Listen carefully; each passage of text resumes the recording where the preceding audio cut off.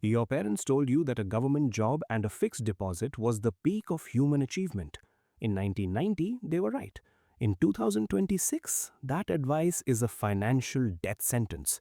Meet Vikram, 31 years old, earning 1,40,000 rupees a month. He feels safe because he has 3 lakh rupees in his savings account. But while he sleeps, inflation is eating 6% of that money. His bank is paying him 2.5%, and the 1% are using his deposits to fund their 15% growth. Vikram isn't being responsible, he's being a voluntary donor to the banking system. The 1% don't have a secret coin or a lucky stock, they have a different operating system. Today, we're deleting your middle class OS and installing the one that actually builds wealth in India. If you have more than 50,000 rupees sitting idle in a bank account, watch the next 3 minutes. It might be the most expensive 3 minutes of your life if you don't. Okay, real talk. Last month, a guy, let's call him Vikram, messaged me on Instagram. He's 31, software engineer in Pune, takes home 1,40,000 rupees a month, has 3,20,000 rupees sitting in a savings account, invests 8,000 rupees a month in a SIP, has a term insurance policy. On paper, this guy is doing everything right. And yet, he's not building wealth. He feels stuck. Every year he gets a raise, his lifestyle somehow eats all of it. He's responsible, he's educated, he's not blowing money on nonsense, and still, nothing is actually moving. Here's the question that kept me up at night after reading his message. What is Vikram doing wrong? Because here's the uncomfortable truth. Vikram isn't doing anything wrong by the rules he was taught. He's following the playbook perfectly. Save 10%, don't take too much risk, buy when you can afford it, be sensible. The problem is that playbook was written for someone else and it was written to keep you exactly where you are. I am Rohan, and I spend way too much time thinking about why smart, hardworking people stay broke, or at least never become truly wealthy despite doing everything they were told to do. If you're someone who earns decently, feels financially responsible, but somehow still feels like wealth is always 5 years away, make sure you hit that subscribe button and give this video a thumbs up if it helps you out. Because today we're not talking about which mutual fund to pick, we're going much deeper than that. We're talking about how you think about money, because I promise you that is the actual problem. Let me hit you with some numbers first, because I need you to understand the landscape we are operating in. As of early 2026, the top 1% of Indians, roughly 1.4 crore people, now control approximately 40.1% of India's total wealth. Source is Oxfam India Wealth Report 2025 to 26 estimates. Let that land for a second. 1.4 crore people out of 140 crore controlling 40% of everything. Meanwhile, the bottom 50%, that's 70 crore people, share just about 3% of national wealth between them. Now, here's the one that really gets me. The SEBI Household Finance Survey data from late 2025 shows that the average Indian middle class household holds over 77% of its net worth in physical real estate, mostly their own home, and only about 5 to 6% in financial markets. The average wealthy Indian? Flipped. Less than 30% in physical assets, over 60% in financial and productive assets. Same country, completely different financial architecture. And I'm going to show you today this is not about income, this is about structure, this is about thinking. Okay, here's the thing. When Vikram puts 3,20,000 rupees in a savings account, what is he actually feeling? He feels safe, he feels responsible, and his savings account, let's say SBI, offering a flat 2.50% interest per annum right now, is giving him roughly 8,000 rupees a year on that balance. Meanwhile, India's official retail inflation in January 2026 came in at 2.75% under the new CPI series, source is Ministry of Statistics. Even at this low headline number, officially it's almost flat, but when you factor in the actual costs middle-class families feel every day, school fees, healthcare, rent, and certain groceries that often rise 6 to 8%, that safe money is still slowly losing ground in real terms. He thinks he's being safe. He's actually experiencing guaranteed slow loss. Now, I'm not saying don't have an emergency fund. You absolutely should. 3 to 6 months of expenses, liquid, accessible, full stop. But Vikram has 23 months of expenses just sitting there. That is a middle class reflex masquerading as responsibility. Here's what most people don't realize. The 1% don't think about saving money, they think about deploying money. Every rupee in their world has a job. It's either working or it's being reassigned. The idea of money just sitting somewhere, that's almost offensive to how they think. Let me show you what I mean with actual math, and I want you to really pay attention here because this is where it gets genuinely shocking. Vikram has 3,20,000 rupees. Let's say he keeps 80,000 as a true emergency fund. That's fine, that's smart. That leaves 2,40,000 rupees. Scenario A, middle class thinking. It stays in the savings account at 2.50% per annum. In 10 years, that 2,40,000 rupees becomes about 3,10,000 rupees. After inflation, you've actually lost purchasing power. Scenario B, 1% thinking, that 2,40,000 rupees goes into a diversified equity portfolio. Let's use a conservative 12% CAGR, which is roughly what the Nifty 50 has delivered over the last 15 years. Quick reality check. The market won't give you 12% in a straight line. There will be brutal years, but over 2 decades, that's the historical average. In 10 years, that same 2,40,000 rupees becomes approximately 7,44,000 rupees. Same money, same 10 years, 3 times the outcome. But wait, it gets better because the 1% aren't just deploying their savings, they're adding to it consistently. Let's go back to Vikram's 8,000 rupees monthly SIP. If Vikram increases that SIP by just 2,000 rupees, so 10,000 rupees a month, and deploys the 2,40,000 rupees lump sum as well, and runs this for 20 years at 12% CAGR, he ends up with approximately 1.08 crore rupees. If he keeps doing exactly what he was doing before, about 74 lakh rupees. A difference of 34 lakh rupees from one mindset shift and one decision about idle money.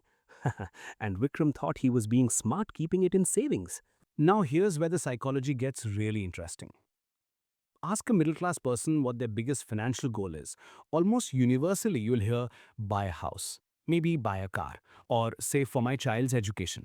These are all expenses disguised as goals. Look, I'm not anti home ownership, but I want you to understand what's actually happening in your brain when you think this way. You're thinking in terms of consumption, things you want to have. The 1% think in terms of acquisition, assets that produce more assets.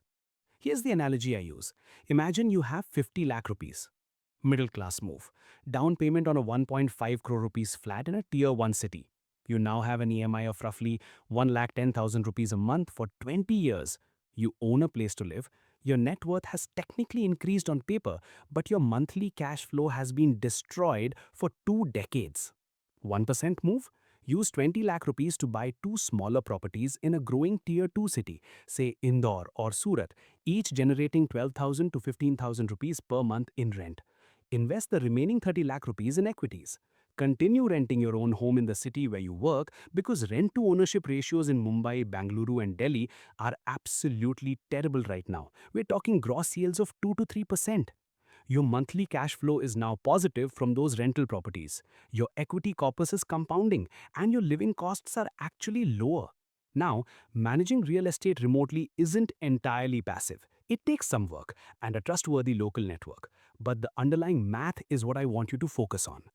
Now, you might be thinking, Rohan, that sounds great, but I can't afford to buy investment properties and invest. I'm not that rich. And that right there, that thought is the mindset I'm trying to fix today. Because the 1% didn't start with that portfolio, they started with the thinking. The structure came later. Let me tell you something about the Indian middle class that nobody wants to say out loud. We are spectacular at lifestyle inflation. The average tech salary in India grew by approximately 8 to 10% in 2025, according to data from Naukri and LinkedIn's India Workforce Report. But household savings rates among salaried professionals in Tier 1 cities have not kept pace. In fact, the RBI's December 2025 household savings data shows the net financial savings rate has been under pressure, partly because of increased consumption borrowing. What's happening? People are getting richer on paper and spending it all in real life. The new iPhone, the trip to Bali that absolutely had to happen, the upgrade from a Hyundai i20 to a Creta because I work hard and I deserve it. And here's the thing, I say this with love, but you're not buying things with money, you're buying things with future wealth. Every 5 lakh rupees car you buy instead of a 3 lakh rupees car, that 2 lakh rupees difference, invested for 15 years at 12%, that's 10 lakh 90,000 rupees you just handed to your future self or took from your future self, depending on which decision you make. The wealthy think about this instinctively. They're not sitting with a calculator every time. It just becomes the lens through which they see money. Every rupee spent is a rupee not compounding. Okay, this is where it gets really interesting. Go look at the tax filings of India's top earners. The data is publicly discussed every budget season. The thing that separates the truly wealthy isn't just a higher salary, it's that their income comes from multiple sources simultaneously. A 2025 analysis of ultra-high net worth individuals in India by Kotak Private Banking found that on average, HNIs have multiple active income streams at any given time. Salary or business income is usually just one of them. The rest, rental income, dividend income from equity portfolios, returns from startup investments, royalties, lending income, interest from debt instruments. Now, I know what you're thinking. Rohan, I have a job and barely enough time to cook dinner. How am I supposed to build 4 income streams? Fair, totally fair. But here's the thing, you don't build 4 at once. You build one slightly better version of what you already have, and then you add one more, slowly. The first extra income stream for most people in India right now is dividend paying equity. Not glamorous, not exciting, but if you have 15 lakh rupees in a portfolio of quality dividend paying stocks, think companies like Coal India, Power Grid, ITC, you're generating somewhere between 60 to 90,000 rupees a year passively. That's a legitimate second income stream. It took you buying 15 lakh rupees worth of shares over a few years. Nothing else. Second, for many people, is a digital income stream. A newsletter, a course, a YouTube channel, something that earns while you sleep. India's creator economy crossed an estimated 4,500 crore rupees in 2025. There is money here for people willing to build something. The key psychological shift is stop thinking I earn money. Start thinking my assets earn money and I happen to earn money. Here's something most financial educators in India don't talk about enough about. The middle class is afraid of debt. The wealthy use debt as a tool. These are not the same relationship with borrowing. A middle class mindset says, I should pay off my home loan as fast as possible. Extra EMI every month. Debt is stress, debt is dangerous. A 1% mindset says, my home loan is at 8.5% interest rate. My equity portfolio returns 14% on average. Mathematically, every extra rupee I put into prepaying the loan costs me approximately 5.5% per year. Why would I do that? This is called arbitrage, and the wealthy live by it. Now, consumer debt, credit card debt, personal loans at 18 to 24% absolutely destroy that first. I'm not defending bad debt, but a home loan at 8.5% in a world where the stock market has compounded at 13 to 15% over 20 years, that's cheap money working for you. The shift here is not all debt is equal. Productive debt that enables wealth creation is a completely different instrument from consumption debt that finances a lifestyle you can't afford. The 1% borrows strategically, the middle class borrows reactively. That's the entire difference. Of course, markets and interest rates can change. Always assess your risk tolerance before making any borrowing or investment decision. I want to see something slightly uncomfortable now. One of the most underrated reasons wealthy people stay wealthy and get wealthier, and this is documented in almost every study on intergenerational wealth, is information asymmetry. Rich people know things before everyone else, not because they're cheating, but because of who they talk to. When a high quality real estate deal comes up in Hyderabad's commercial corridor, the person who hears about it first isn't scrolling on magic bricks. It's the guy who plays golf with the developer's CFO.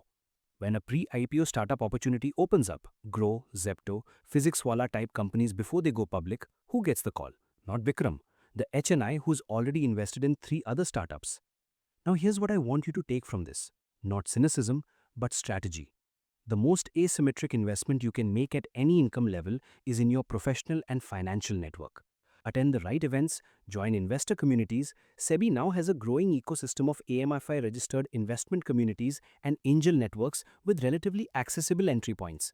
Follow the right people, have conversations about money openly and without shame. In India, especially, we've been culturally trained to never talk about money. Don't discuss salary, don't ask about investments, it's rude. That culture directly benefits the people who already have the information. Start talking, start asking, start learning from people who are where you want to be. The knowledge compounds almost as fast as the money does. Alright, we're coming to the part that actually matters, the daily stuff, because none of this is useful if it stays theoretical. The 1% mindset isn't a one-time epiphany. It's built into daily decisions. Here's how to start rewiring. Step 1. Automate the deployment of every rupee. Before you get your salary, your SIP goes, your NPS contribution goes, your emergency fund top-up goes, your investment account transfer goes. You don't decide to invest, it just happens. What's left is what you live on. This is called paying yourself first. It's old advice, but barely anyone in India actually does it structurally. Step 2.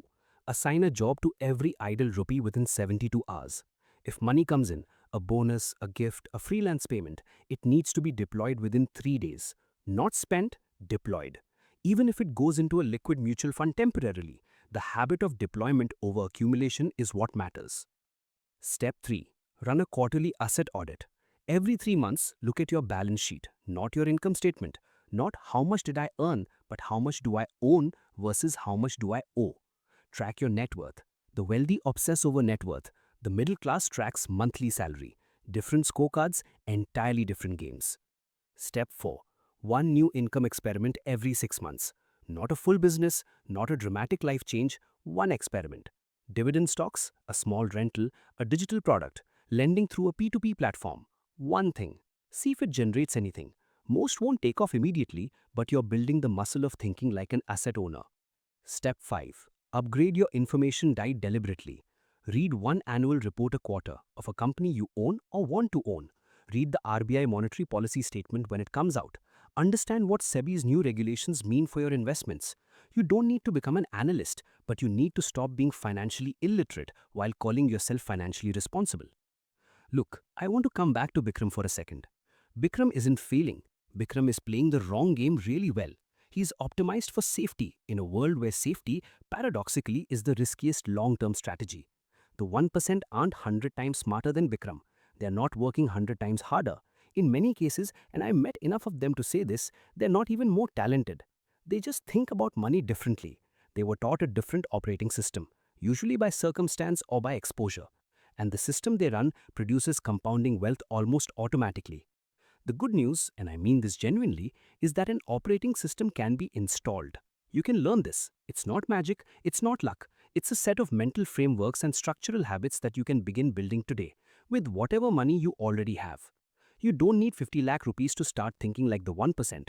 You need to start thinking like the 1% before you have 50 lakh rupees, because that's how the 50 lakh rupees actually shows up. So here's your assignment for this week. I'm serious. Do this.